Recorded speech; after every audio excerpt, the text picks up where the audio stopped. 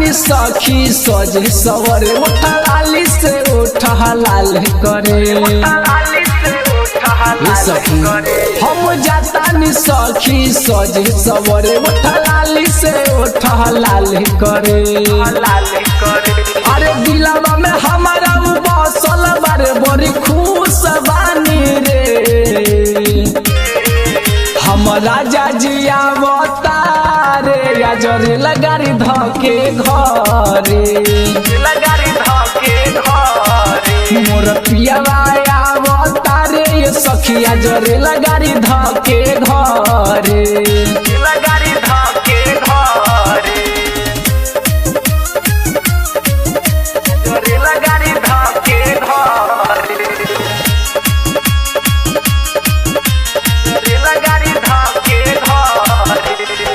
हाथवा के चूड़ी हमरो रोज रोज खन केला कब यही सजनवा हमरो अखिया रहिया जो हेला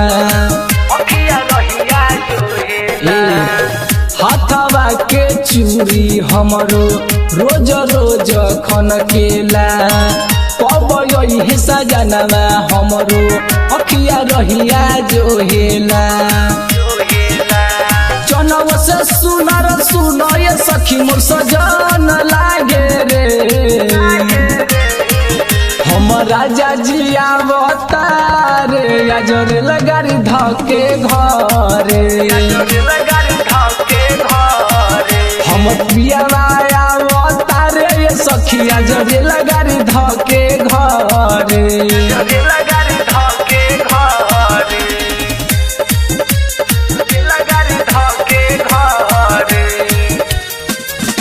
म्यूजिक बाय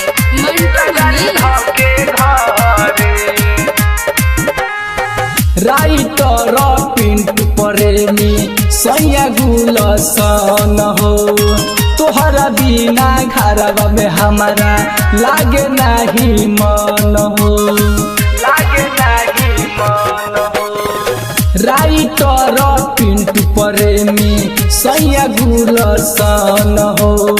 तोहरा बिना घरवा में हमारा लागे नहीं मन हो अवधेश मुरारी के बतिया सुनी जीवा हमर जरे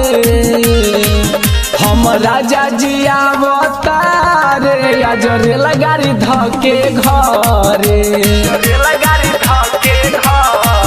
हम सैया जिया बतारे सखी रे लगारी धके घरे।